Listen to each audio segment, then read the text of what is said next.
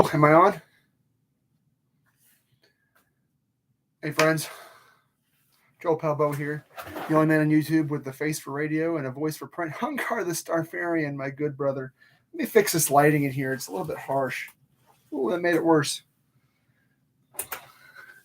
I see you too.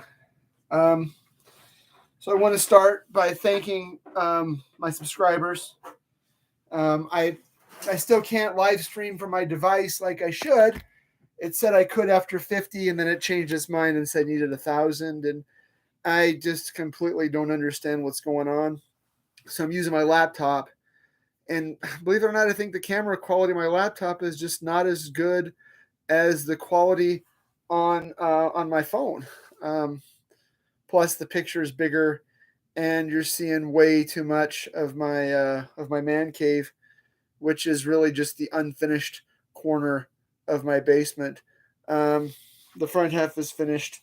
The back half is, use your laptop. Well, I would like to use my phone because it just has a better camera and it's not as, this just washes everything out. I wish I had better, you know what, let's try.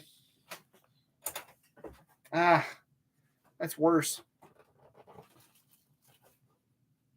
So let's see.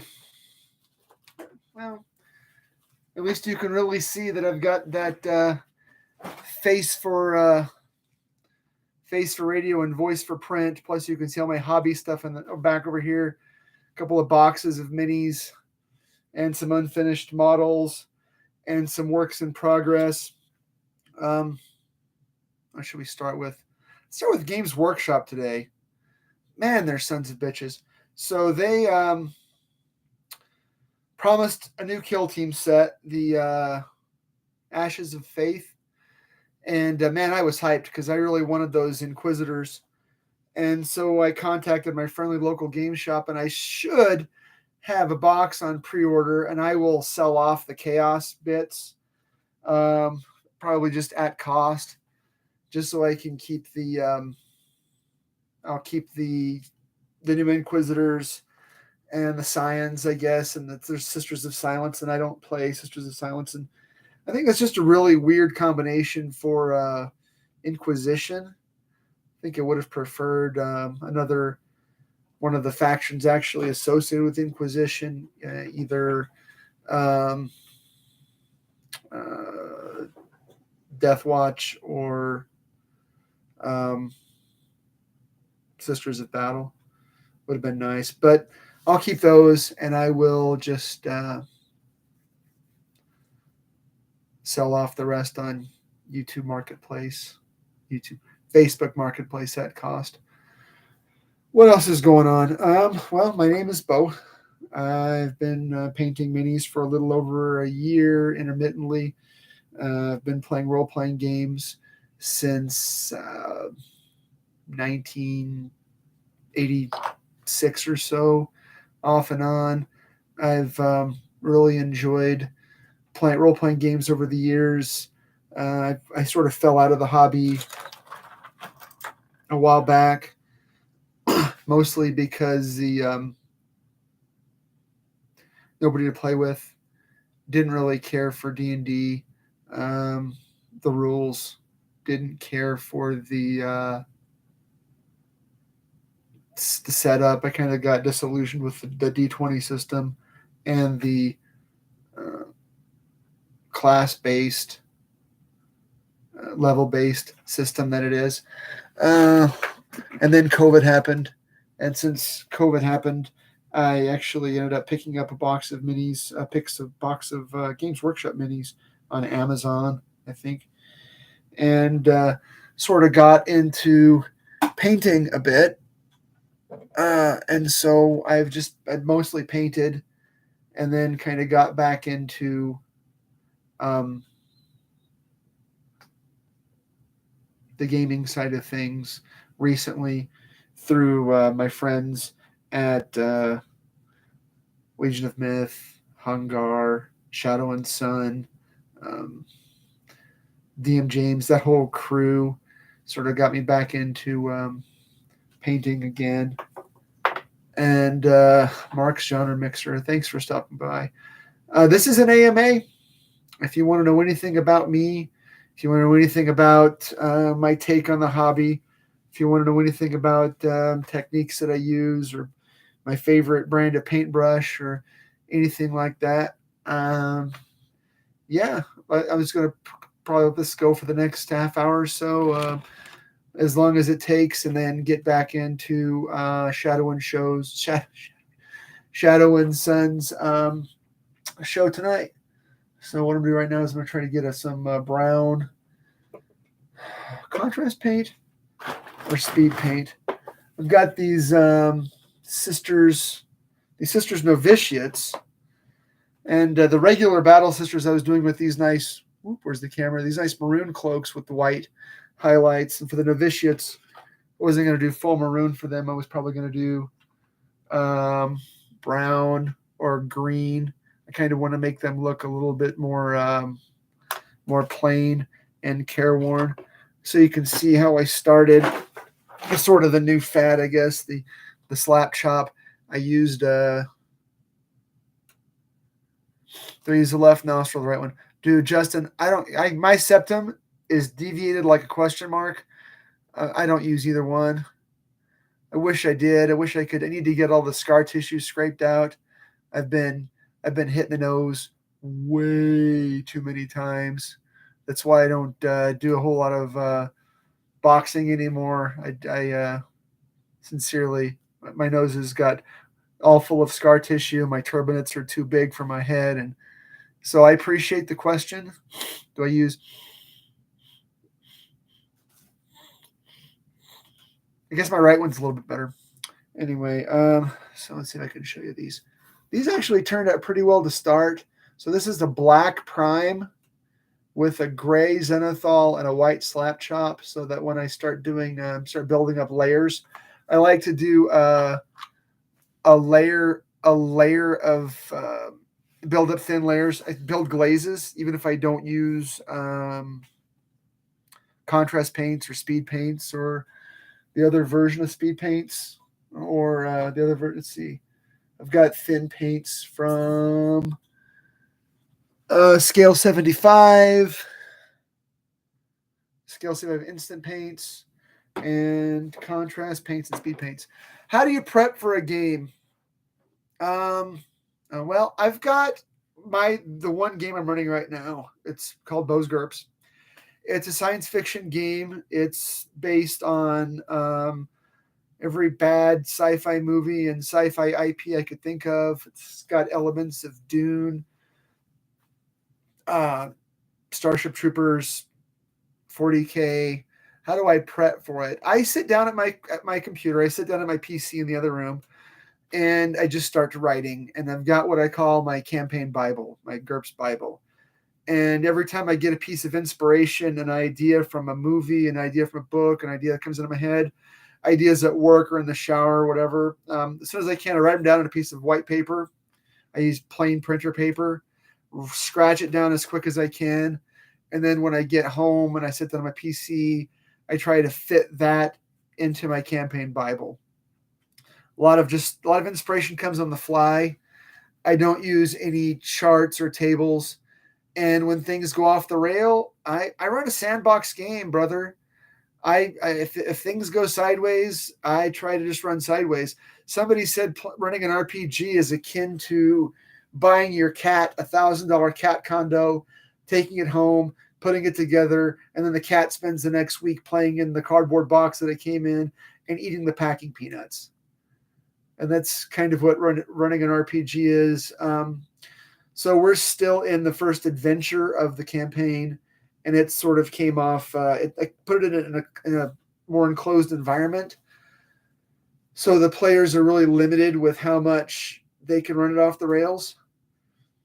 And as soon as they get out of where they are right now, I'm just going to let it run. They've got to keep it in the same universe, at least until they find a way to escape this universe. And yeah, so I don't use a lot of charts or tables. that are independent. I have been reading through Chalt a little bit, and also Pundits. RPG Pundits got the 2 sci-fi books, the RPG Fantasy Companion. Oh, pardon me, not fantasy. Pundits Companion and is Dyson Sphere game. I'm thinking about maybe throwing in the occasional mutation or tentacle monster if players get exposed to radiation, but I haven't had to do that yet. Hungar, congratulations on the subs. I appreciate it. I know that 50 is not a lot for a lot of people, but yeah, I recognize you, Mark. You're just looking for all the secrets for the game, is what you're looking for. That's fine. I'm not I'm not faulting you for that. A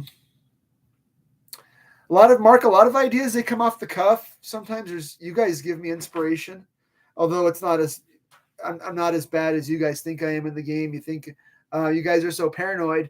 You think that I'm taking every bad idea that you come up with in the chat and just incorporate it. That's not true. Sometimes I say that I'm going to do that, but realistically, the campaign for the next little bit is set.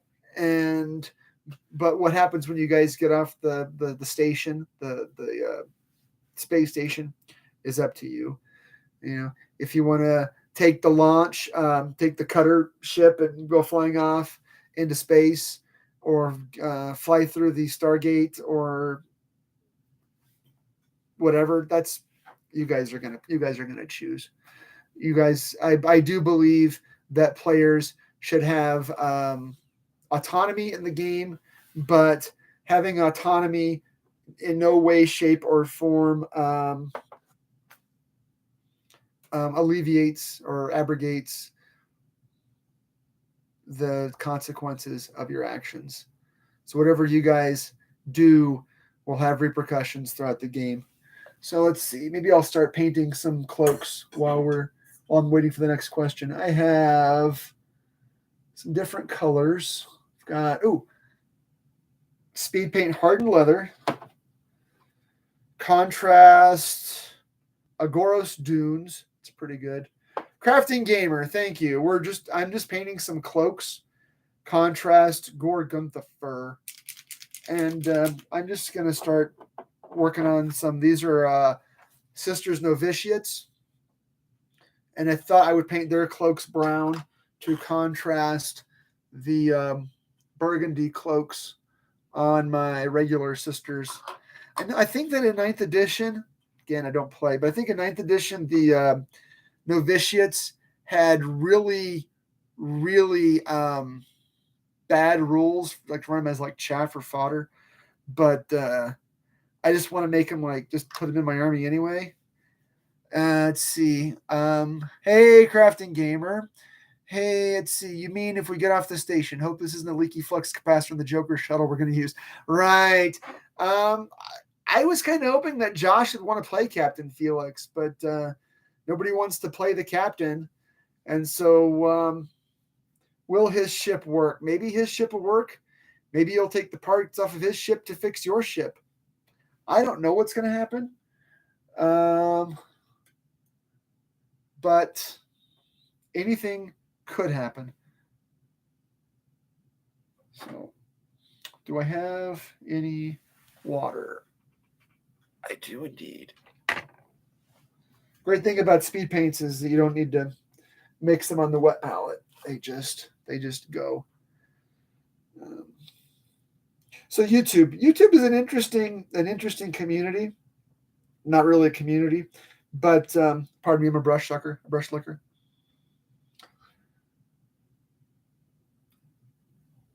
I've got a lot of inspiration and made a lot of friends on YouTube, but there's also a lot of toxicity on YouTube. So I think the secret is to avoid the toxicity and always add a ball bearing to your paints so you can shake them up pretty good. I'd use the Vortex mixer, but it'd be entirely too loud. So What's your favorite what's your favorite role playing game in which to play? If you had Joe Bag of Donuts, the perfect game master, and he was going to run a game for you, what would you like to play?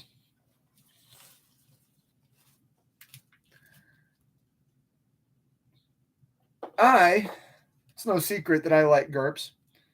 And I know that I'm in a mind. There was Nick Beardia just did a video yesterday or today about how all GURPS players are on the spectrum, and how no one in real life has ever actually played GURPS. They mostly just use the books to mine for their system, and I am not ashamed to say that I'm exactly the opposite.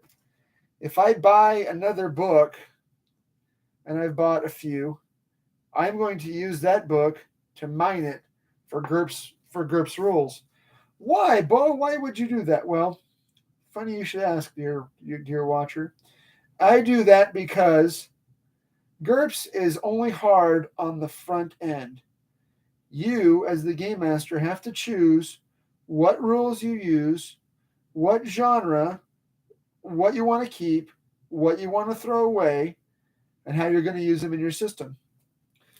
Once you've done that, I find GURPS is supernally easy for the game master who wants to run his campaign like a clock. I build the clock, I wind the clock, I set the clock, and I let the clock run.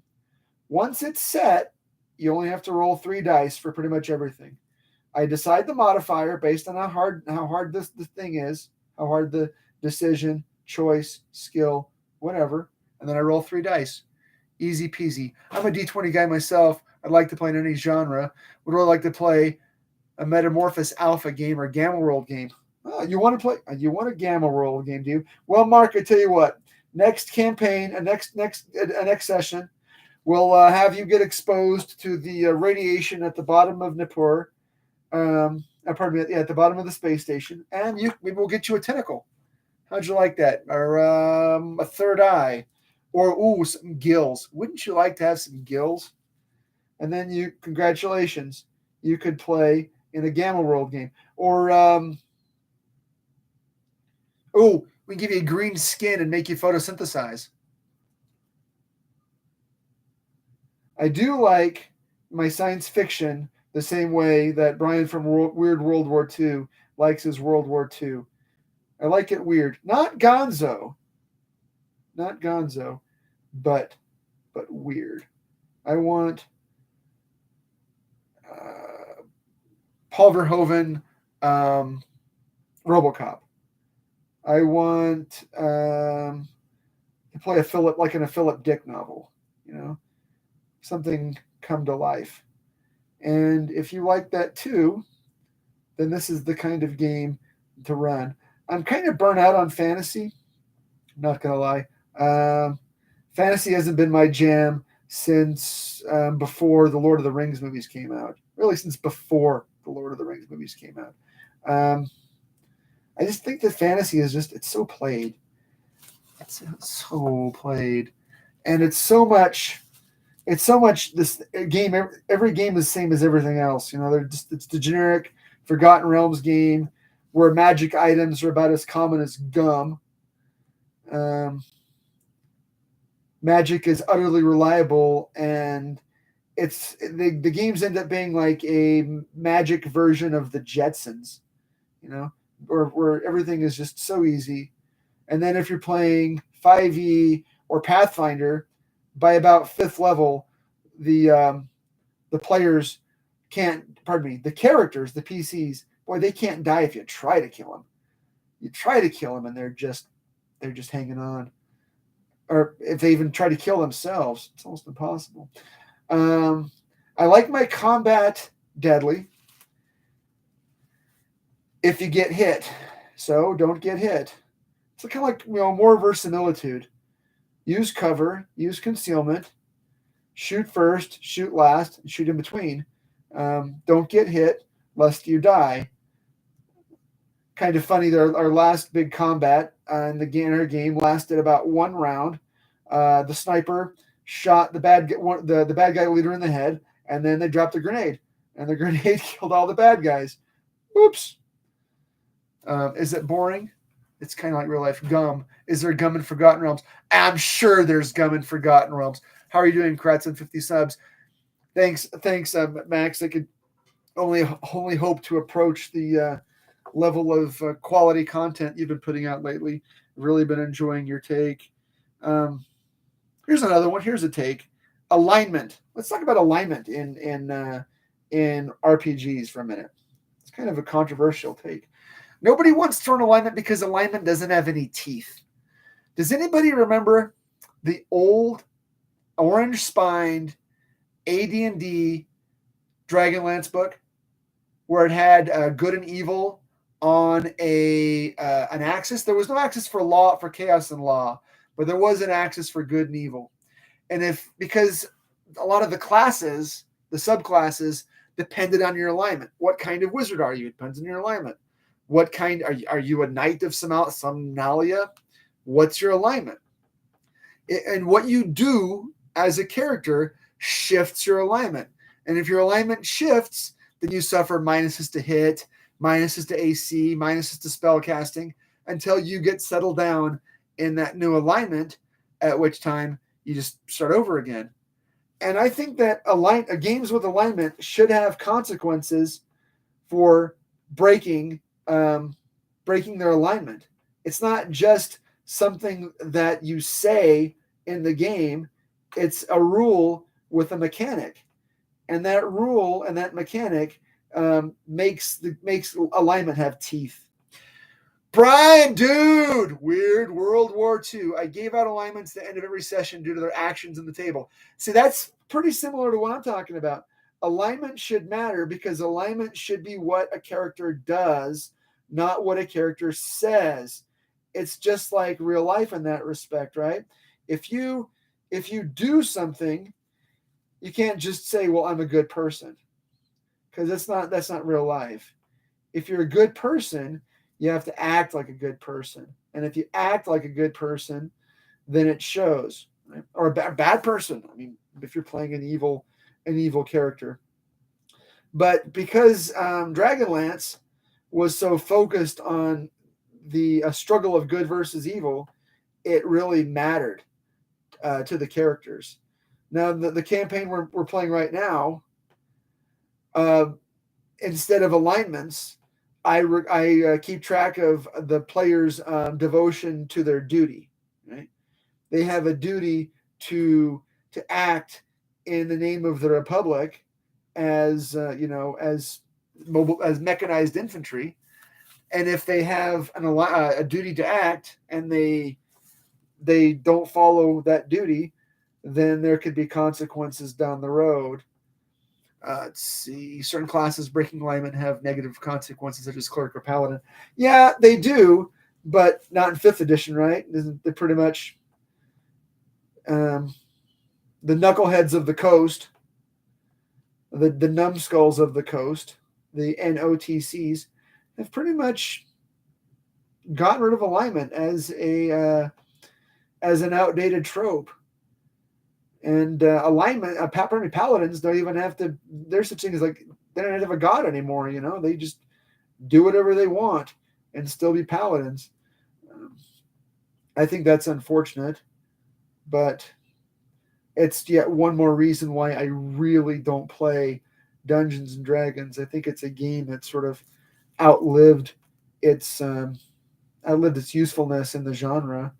I know that that's sort of a harsh thing to say, but it's a class-based, level-based game, and they've just made it so easy for the players. They just push the easy button. If you go against your deity, they rescind their support to them and they lose their powers. Yeah, a paladin without his powers should just be a low. Oh shit! Should just be a low grade fighter, right? Just a fighter with fewer abilities. again, assuming that you're playing D&D. I like the idea of a paladin, but I like the ideas of paladins more like Charlemagne's paladins. More like the Knights of the Round Table. They can't turn undead or detect evil, but they're the original horsebound cavaliers in armor and going on crusades, something like Knights Templar or Teutonic Knights off to I don't know, fight a crusade, reclaim the Holy Land, do the things that they do. Although I don't think that would work in D&D because can you imagine playing D&D with just a party of paladins? Like you got like 6 guys, all the same class, all basically the same abilities, no buckets of healing spells and bags of fireball and magic missile spells. Boy, I think that would kill. I mean, the average 5e player would pick up his ball and go home.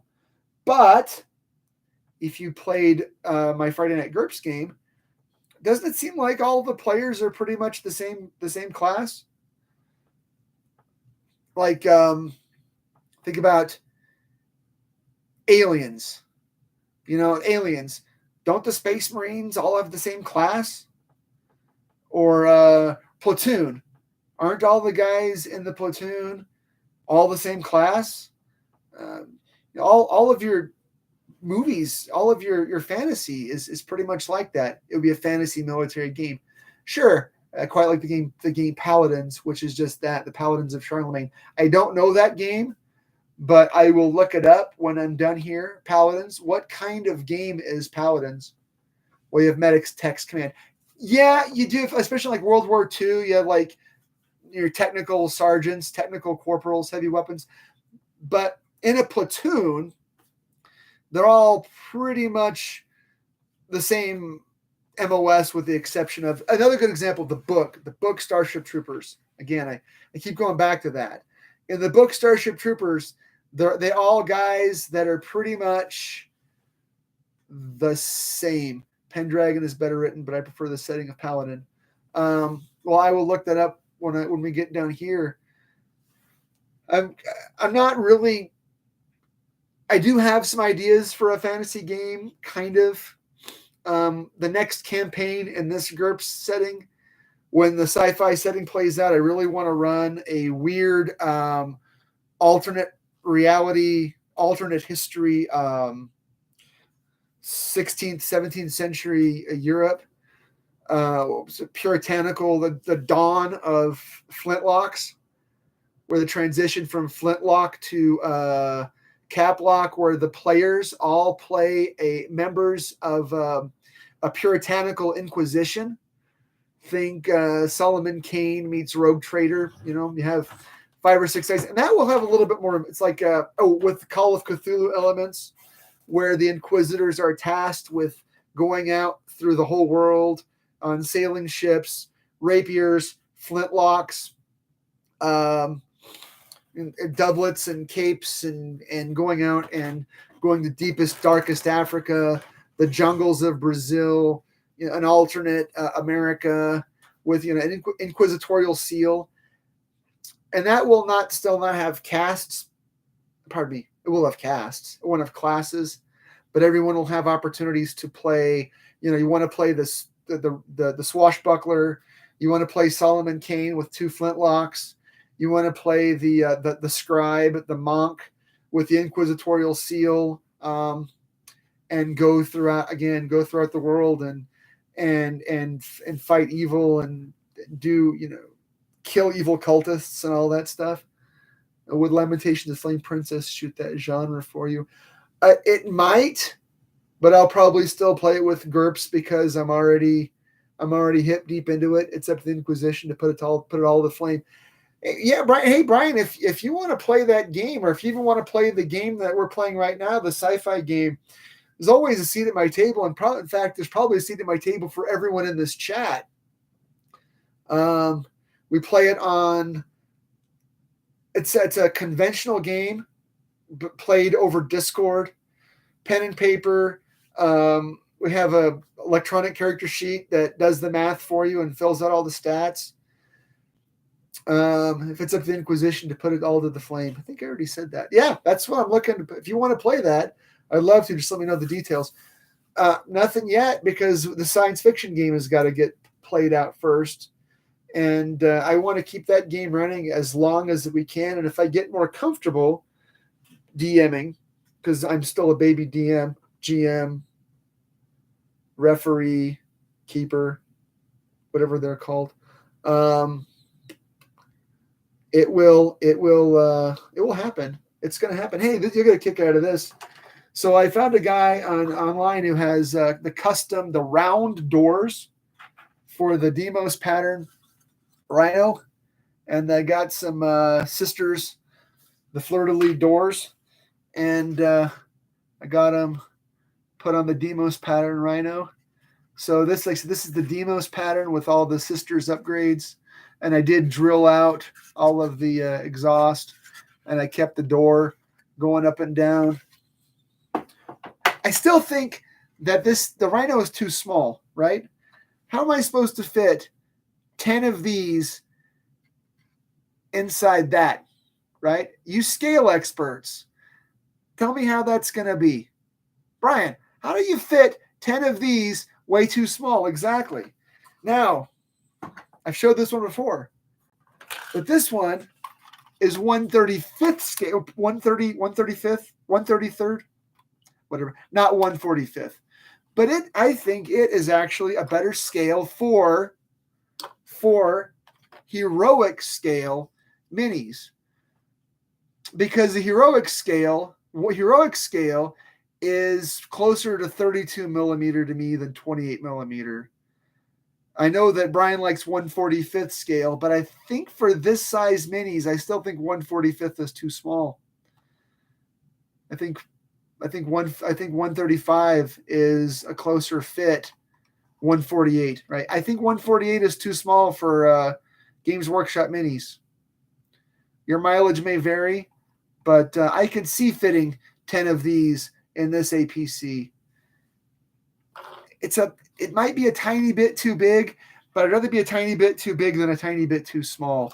And if you've seen the Games Workshop tank, the Leman Russ, I've got one over here somewhere.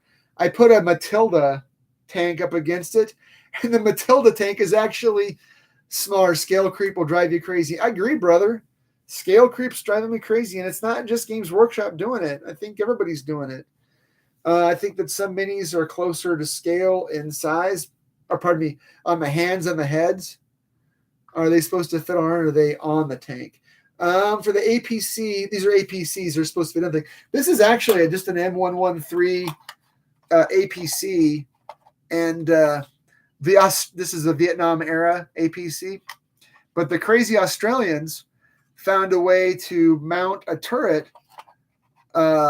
They mounted a turret on it, but it didn't last very long because they found that the APC lost its amphibious abilities with the turret on it.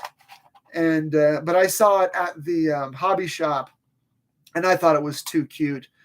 I probably put a bigger gun barrel on it for the game, because big guns never tire. Games Workshop is real bad with scale creep. Games Workshop is terrible with scale creep, brother. Everything gets bigger and bigger. In fact, this is an older the generic Psyker, I don't know, the worst one. And let's put it up to one of the new sisters. And my gosh, look at that. She dwarfs over him. Here is, I've got a bunch of them up here. Here's the regimental communications dude. Look at that. Death by Snoo Snoo. She just spank him. And it's not just the full-on Sisters of Battle. It's the novitiates are that way too. They're just way bigger. Everything gets bigger every year. 3D printing, I think, is going to fix that. I think that bigger minis are for painting and smaller minis are for gaming. Your mileage may vary. I love painting the big minis, for crying out loud, they're great for things like glazing and layering and you know, showing gradation. You know, it can show lights and darks really easy, but they're a pain in the butt on the tabletop, especially for a game like 40K. And one of the reasons, all right, Brian, riddle me this: how do you play a tabletop war game? I don't care if it's bolt action, or I don't care if it's Napoleonics. I don't care if, well, maybe not Napoleonics, but certainly anything later than World War One. How do you play with artillery? Now, artillery, you should be able to set the artillery pieces up down the street, and you'd never fit artillery piece on your tabletop, man. It would hit from 40 or 50 feet away in scale. I don't like painting the big minis. I have a bunch of dragons here that I accumulated over the years and never painted. They are next in line. Base, I really like airbrush now. You know, I can start building up, certainly like a base coat, and then start building up layers even with and do a lot of lights and darks, push contrast with the airbrush, and then just going with the regular brush and just pick out details. So yeah, I mean, if you have the climate, I just got an airbrush, but I haven't tried it yet. I just got one of these El Cheapo, the Harder and Steenbeck Ultras. I think it was like $90 US with a cheap Chinese air compressor. Pretty much all the air compressors are all made in the same factory in China. I think that it didn't cost much more than $100. And I've been a big fan of it. As long as you keep it clean. I've had a couple of problems where I've like left paint in it overnight. You just soak it, and then you get an ultrasonic cleaner from some place like Amazon or the equivalent, and get everything really clean. Let's see, most games do it pretty poorly. The best way to show off artists to have all enemy units suffer some kind of effects before the game begins, be it suppression cache, right? Or just have artillery off the field and don't have models for it. Say, you spend so many points on artillery, and you say, I called in a fire mission, and it's going to get here in 3 turns, depending on what. If your turn is like 30 seconds or a minute, say, okay, I called in artillery this turn. Next turn, the artillery is going to get here. It's going to hit this part of the table, and then if I roll my dice and I missed, then I can do your adjustments, and once I get it dialed in, I can just fire for effect and have it hit the same spot on the board every turn. That would be ideal. But I know with a lot of games, there's WYSIWYG, and they want you to spend all your money on the models and those big artillery pieces from Games Workshop. Not even the Forge World ones, just the regular ones, like what, 60, 70, 80 bucks for an artillery piece. And then if you want the Forge World ones, $200 or $300 for Forge World artillery. I love the idea of it. And if I played, I'd want to have some artillery pieces if I was playing that kind of a game. But they just need to be kept on your display board, on your army board, just to show off your paint job, your paint skills. But I'm a big fan of proxy models anyway. I'd probably try to find some Tamiya, or I don't know, or something like that, trumpeter models, and then just paint them up. I've really liked a lot of the trumpeter stuff. The fit and finish has been pretty good. Not a lot of flash lines or mold lines, really inexpensive. So, hey, Shadow, I guess it's about time to start your show, right? I wanted to get my first live stream up here. Thank everyone for, here's a trumpeter model. Brian, I don't know if you've done this, you get a kick out of this. It's got slack in the treads because they're the plastic style, not the rubber style. And this is a Russian missile launcher, and this is actually even the 1/33rd scale, and it's shorter and longer than the Rhino, and the hatches are actually smaller. So scale is super weird. So everybody, I want you to tune in if you can tonight to the Shadow and Sun show. We will be discussing alternate realities part 2. We have different already impact patterns. Absolutely. And if you use like blast templates or scatter templates, I'm a fan. You can make these games as crunchy or not crunchy as you like. I would like to pick Brian's head. I would love to maybe start a weird Conflict 47 army. The Conflict 47 mechs are kind of expensive, but you start with a bolt action army. Bolt action armies are fairly inexpensive to start. What am I doing an Imperial Japanese army? That'd be kind of fun. I don't know how they are in Conflict 47 or bolt action, but speaking of weird, man, ain't nothing weirder than Japanese tanks, Japanese machine guns, Japanese artillery pieces. Their stuff is absolutely bizarre, man. Weird calibers, weird stuff.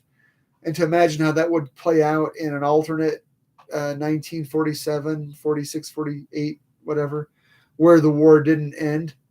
Yeah, I gotta talk to Brian about that and find out what's going on. I think the idea of that Japanese influence, number of tubes in the battery too.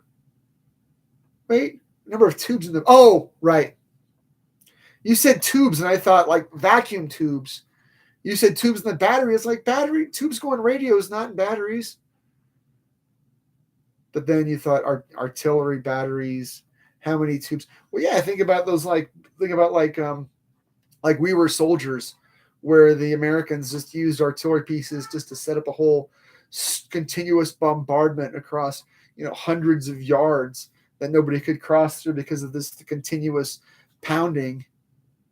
Rail tech and sonic tech. Absolutely, man. I want weird, I want Tesla coils and lightning guns and sonic weapons and coherent photon beam weapons. And I want all that. So I want all the weirdness. I want all of what did you call that? The atomic punk, atom punk. Yeah. I want all that. All right. But it's time for me to get off. And time for Shadow's show. Bottom line, I'm sorry that I couldn't run the stream through my phone. It's YouTube says I still don't have enough subscribers, or my phone is too old, or whatever. I don't care. I'm not going to be Joe the stream man. I'm still going to be doing my 7-minute videos, 8-minute videos, 15-minute videos. Try to build up some more content. Please, if you have ideas for a kind of a video, let me know. What I really want to be is I want to be a guy who represents the everyman in this hobby on YouTube.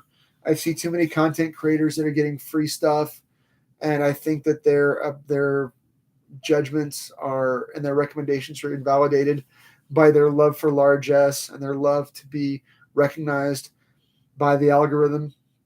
I don't want to do that. I want to put up the kind of content that you want to see, test the things that you want tested, build the kind of models that you want to see too, and not be beholden to sponsors. Not in my lifetime. Light machine guns with bayonets, absolutely. Why not? How about mechs with bayonets, right? Guess it's been done, right? Giant chainsaws, stabby mechs with Wolverine claws, snickety snick. But just let me know, guys. I realized that I didn't get a whole lot of viewers, but I did get 2 likes and 6 viewers. Yay! All right. Peace and love. Show Pal Bo. Spread the word. Share the video. The only man on YouTube with a face for radio and a voice for print.